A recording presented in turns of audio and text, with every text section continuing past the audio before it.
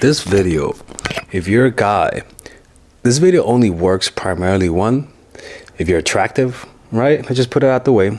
Two, if you're not attractive, you better hope you're around women. So that means you see them consistently at your job, or you're part of a drawing club and there's girls in your drawing club, or you like, for example, me, I go to poetry meetups where people do poetry and write. I go to meditation retreats where I meet people in meditation retreats. But the point is that I'm meeting people, women. Like you could be part of a dance group. There's a lot of girls there.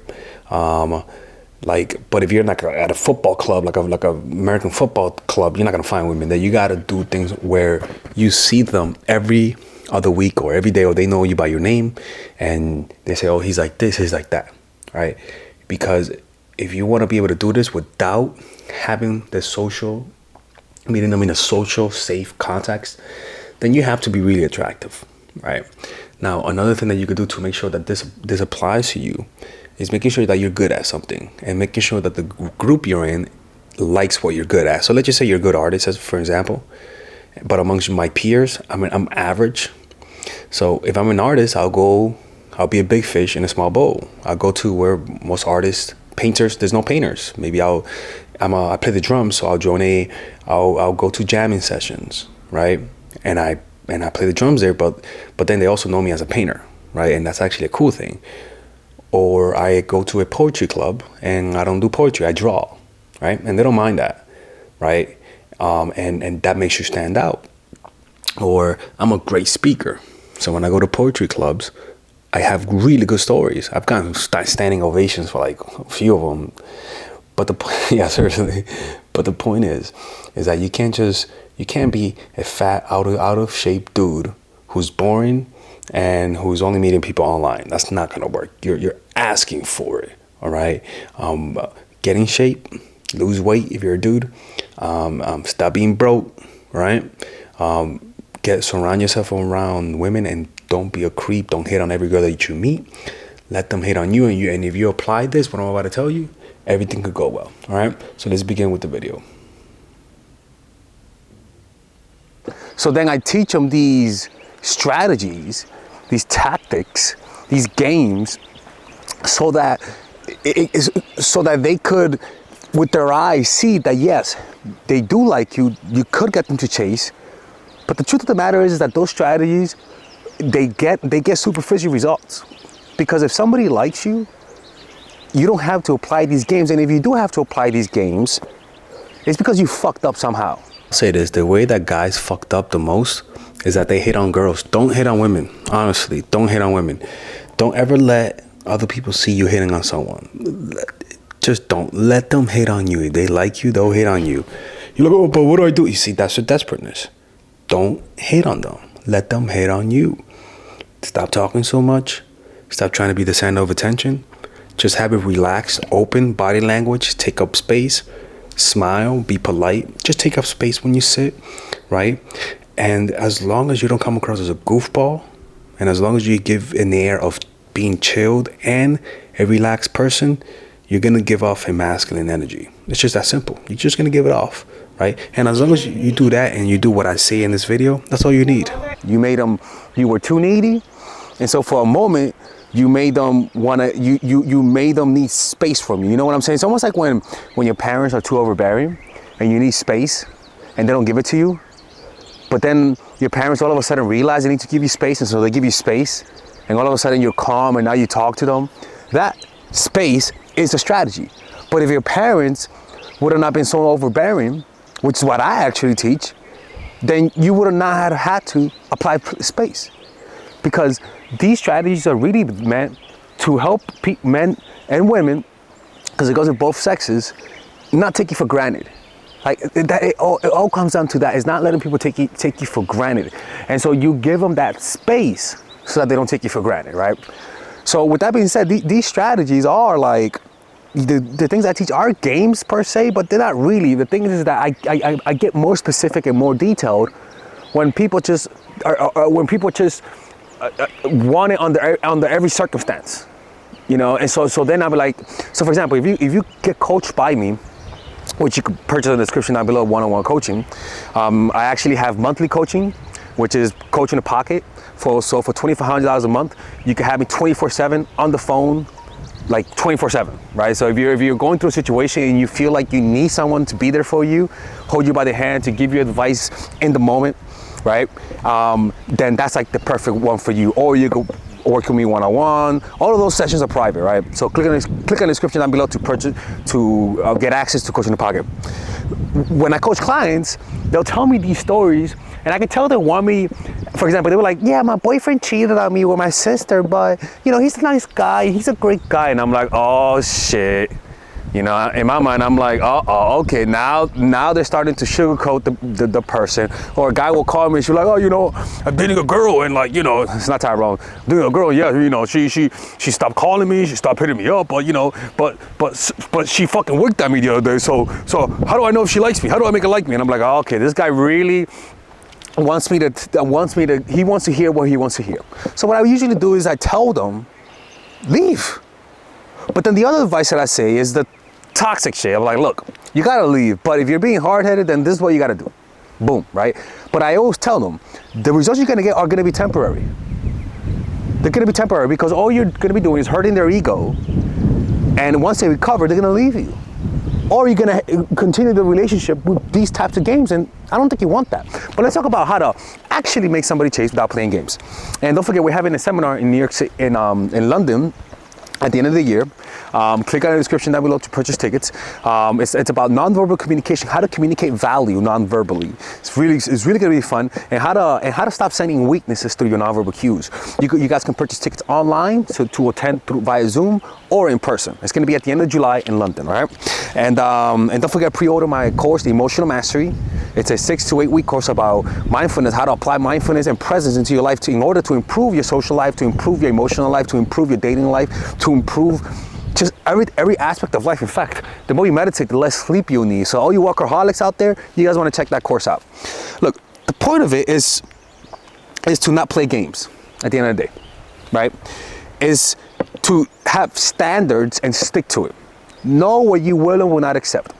If you just, it's all about just having those boundaries. Boundaries is a sign of high self-esteem, plain and simple.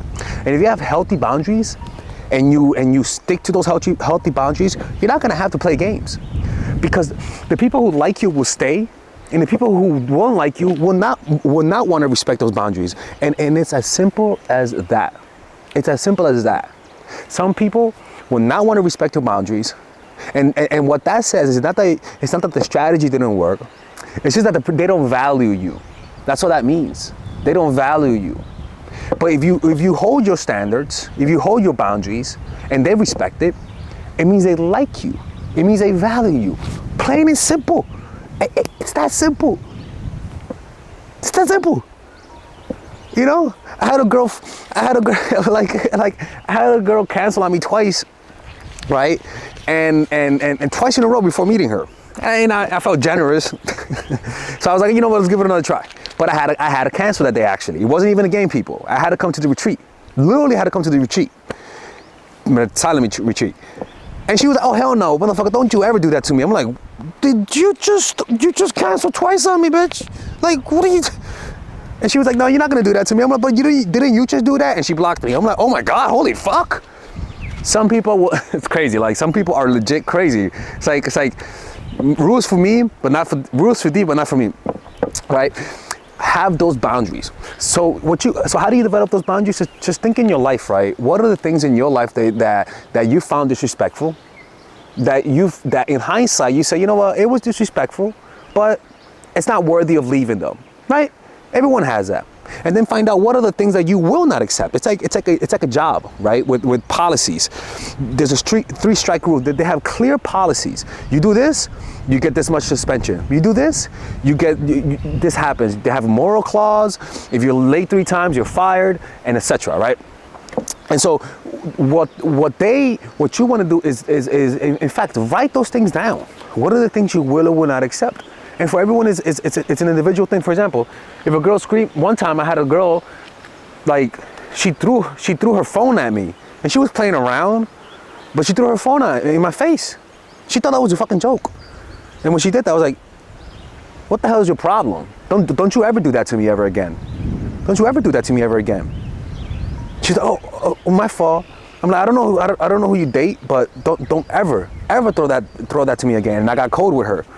It took, and for me, when I get mad, it takes me a few hours, or even a few days to go over it. I was like, you know what? It's best that you leave, and let's just talk another time. And she left, and she felt contrite. You know, she felt sad. She was like, hey, I'm so sorry. I didn't mean to do that. And it wasn't a game. I wasn't playing. I wasn't applying a strategy. I had my boundaries, and you were being very disrespectful for doing that. It wasn't a game. But after that, she was really docile. She was really nice. Like she cooked me dinner afterwards, right? And then she threw the fucking thing, and then she fucking, and then I don't know what happened. She drank one time, and then she fucking hit me in the chest. I was like, you.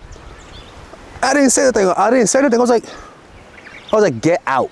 And I started recording the audio of the conversation because I'm like, this bitch might be psycho. I recorded it. I was like, look, you know what? You hit my chest. You play too much. Get out. I don't accept that kind of stuff. It was like the second date. I'm like, what are you doing? You know? Or I had another girl or even friends. Or I had a girl who she was always late to the date. Always late. And I had to complain to her. I was like, look, man, I don't want to be complaining to you to be on time. Next time you're late, don't even come. Right? And she did that. We in the first few, it was like the second and third and fourth day she was late on. After the fourth date, but she was like 30 minutes late, you know. And after the fourth day, I was like, look, if you're gonna be late, don't come. And from then on, she was on time, right? So it's hard for me to tell you what those standards are, right? It's for each individual. For example, some standards is never accept somebody hitting you or punching you or calling you names or making fun of you in front of your friends, right? Embarrassing you publicly, none of that kind of stuff. Talking about your relationships, secret things in your relationships to your friends, like those types of boundaries, right? Other boundaries is like, for example, I don't know, I can't tell you guys what those things are, but you guys have to maintain it. You guys have to know what they are, and if they cross those boundaries, you guys have to make sure that you actually follow through, right? You can't just say you have boundaries, and when they disrespect you, not follow through, because people will test you. And if you're bluffing, people could tell you're bluffing sometimes, because in your nonverbal cues, they could tell. Right? They'll give you like that. You'll give them that. If you do that again, I'm gonna leave. Like, who the fuck is gonna believe that? And parents do that a lot, right? And kids could tell. So it's kind of like you gotta learn to develop an assertive energy. This pretty much comes down to being assertive in a relaxed way, right? And if you want to learn how to become more assertive, you could purchase my course, Nice Girl, Nice Guy. Or check out the bundle that I'm selling right now in the description down below. Let's go to a quick commercial break. All right, guys. So I want you guys to check out my online course called Dark Game. That's right, people. Dark Game. And this course is pretty much, I review to you the secret tactics, the secret techniques to create attraction in almost any woman, right? But not just attraction to the point that makes her want to see you all the time, where she's the one initiating all the contact, right? Now just imagine to be able to keep all of the girls in your life that you lost because of your stupidity. Imagine, and I had stupidity too. Imagine being able to keep them. Imagine being able to have 5, 6 women available to you, wanting to see you. Imagine being able to create intense relationships where they're all doing all the work. People, that kind of stuff does exist, people. Now, I'm not going to promise you that you're going to bang like 40, 50 women. I'm going to promise you that you're going to be able to keep the women you have, that you get with. I can promise you that keeping them will increase with this course. But let me keep showing you something. This course is pretty huge, people. It's a huge course. This course has over 50 videos, right? And some of them you could get for free. If you just sign up, you get free videos, right? But in these videos, let me show you guys the course, right? All right, guys. Shit. That's me right there, right? In this video, I pretty much teach you guys how to find your purpose, right? All this is how to find your purpose, discovering your purpose, right? I teach you guys then about female psychology, all of the principles about female psychology you guys need to understand. I then teach you guys the mindset, the proper mindset that you guys need to deal with women. After that, I teach you guys 21 videos on how to game. I mean, it's pretty much unbelievable, man. I gotta make this available, right? But it's unbelievable how many I pretty much put everything: outer game, social circuit game, strategies, threesomes, foursomes, everything, right? And on top of that, I give you guys a few bonuses: how to overcome approach anxiety, why you can't take actions, a Dickens pattern to change your mentality, how to go from open to transitions, right? 81-minute long, people. This is like, I don't know how long this is, but this is hours, and I mean hours worth of content. And you get a 30-day money back guarantee. I mean, you without questions asked. All for $99, people. This could be around a few thousands, to be honest with you, right? But you guys get it for $99, right? All you gotta do is just go over here, purchase the course, and you'll get access to it. And if you don't like it, you could just message me and get your money back, people. Look, man, don't be hard-headed, people. Don't be hard-headed. This is the course that you guys need, right? It gives you guys everything. I cover everything. I could promise you, man, you're not gonna get a more in-depth course on how to attract women and keep them more than this. All right. Anyways, people, check it out. 30-day money back guarantee. There is no risk, and you can get the free course. You can get the free trial. The free trial are these videos that you get for free, right? You guys could just sign up. You could watch all of these videos for free, right? And you don't have to pay. All right. Anyways, I'll see you guys inside. I want to see you guys inside because, again, people, you can't lose nothing. There's a 30-day money back. Now, look, this is the thing, is that you can't be in a scarcity mindset, right? You can't be, if you don't have options, or if you feel like you don't have options, or if you feel like you need a relationship right now, that you feel desperate, you're not going to have those standards, Like, it's almost like having a job, applying for a job, and you're so desperate for the job that they say, "Are you willing to work late nights?" You're like, "Yes." Are you willing to come anytime that I want? Yes. Are you willing to suck dick? Yes. Are you willing to be on your knees? Yes. Because you're so desperate for that job, you say yes to everything. You cannot be in that type of scarcity mindset. You have to develop an abundance mindset by developing by becoming your own source of positive emotions, and you develop that through meditation, right? But we're going to talk about that later on. But you have to have options. You have to be continually meeting people or become enlightened. I mean, I'm not even kidding around, right? like you got to have, like, the superficial way to do it is to have a lot of options, right? And so the way to have a lot of options is to meet as many people as possible. And if you're alone all the time, you're not socializing, and you don't meet people, then you're going to feel desperate, and you're going to make bad decisions from a place of being desperate. You're going to settle. And it's much better, honestly, that if you're looking for someone, stay off of social media, don't do online dating, and just meet people in real life.